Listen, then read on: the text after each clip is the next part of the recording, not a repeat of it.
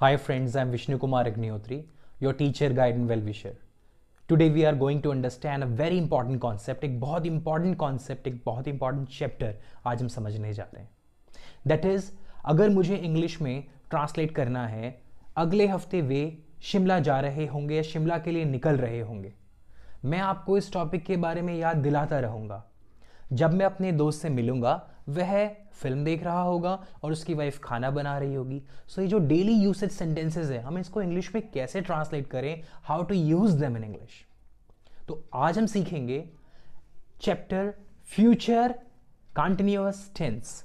Future continuous tense student, जैसा कि नाम से ही पता लग रहा है, future continuous tense. I said, जैसा कि नाम से ही पता लग रहा है कि फ्यूचर में किसी समय कोई एक्शन जारी रहेगा, कोई एक्शन चल रहा होगा, कंटिन्यू होगा. तो in future when the action is continue, okay, you can remember this chapter like this. आप इस चैप्टर को ऐसे याद रख सकते हैं, in future action continue, future continuous tense. Hindi में इसको ध्यान रखने के लिए रहा होगा, रही होगी, रहे होंगे. ओके, हेल्पिंग वर्ब और मेन वर्ब की बात करते हैं. Helping verb, HV stands for helping verb. आप यूज करेंगे विल बी. कोई भी सब्जेक्ट्स हो, चाहे he she it, singular, I we you they, plural, any subject, you are going to use will be. आप यूज करेंगे विल बी. अब बात करते हैं मेन वर्ब की. MV stands for main verb. You are going to use verb first form plus ing. Now, अब rules की बात करते हैं. सिंपल सेंटेंस में वे शिमला के लिए निकल रहे होंगे. सबसे पहले subject, then will be, after that verb first form plus ing, at the end object. वे शिमला के लिए निकल रहे होंगे, they will be leaving for Shimla. As simple as that. They will be leaving for Shimla अगले हफ्ते इसी समय. अगले हफ्ते that is next week, इसी समय, at this time. They will be leaving for Shimla next week at this time. Okay. Negative, अगर हमें इसको नेगेटिव में कन्वर्ट करना है, हम यूज करेंगे will not be. Always remember. Then first form ing and then object. Negative में जो नॉट है विल और बी के बीच में आएगा. They will not be leaving for Shimla next week at this time. Will not को हम क्या बोल सकते हैं? Won't be. They won't be leaving for Shimla next week at this time. Repeat after me. Now let's move on to interrogative. Question पूछने के लिए इसका यूज करते हैं, इस रूल का. सबसे पहले हेल्पिंग वर्ब विल बी, लेकिन हम डायरेक्ट विल बी नहीं लगाएंगे, विल और बी के बीच में सब्जेक्ट आना चाहिए. So here will, subject and then be, and then first form ing and then object with question mark. क्या वे शिमला के लिए निकल रहे होंगे?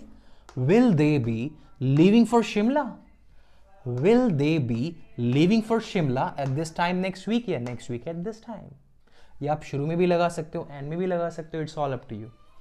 Now, interrogative plus negative. क्या वे शिमला के लिए नहीं निकल रहे होंगे? Will they not be leaving for Shimla next week at this time? I said, will they not be leaving for Shimla next week at this time? इस will they not be को हम बोल सकते हैं won't they be. It's a contraction form.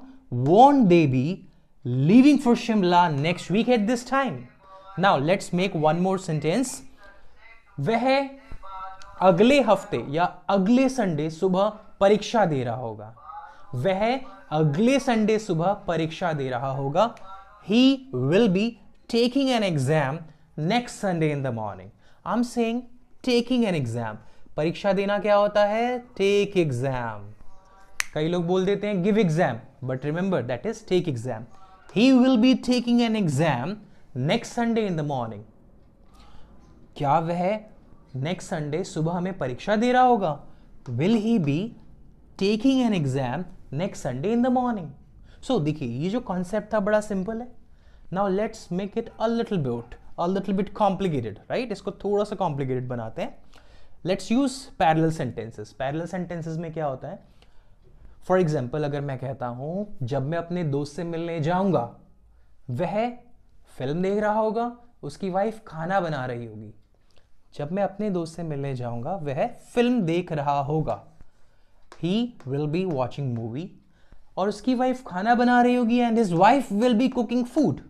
दोनों future continuous है, दोनों parallelly use हो रहे हैं.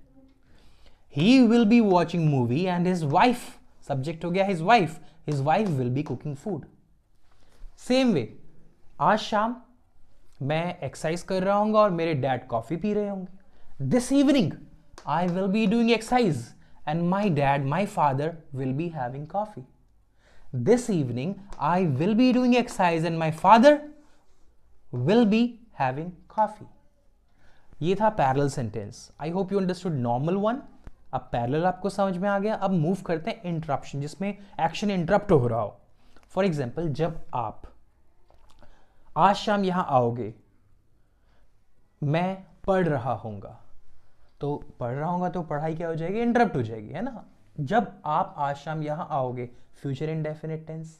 When you will come here this evening. But remember students, जब कभी फ्यूचर इंडेफिनिट टेंस किसी भी दूसरे फ्यूचर टेंस के सेंटेंस के साथ मिलकर कोई सेंटेंस बनाता है, कंबाइंड सेंटेंस बनाता है, फ्यूचर इंडेफिनिट को आप बदलेंगे पर प्रेजेंट इंडेफिनिट टेंस में.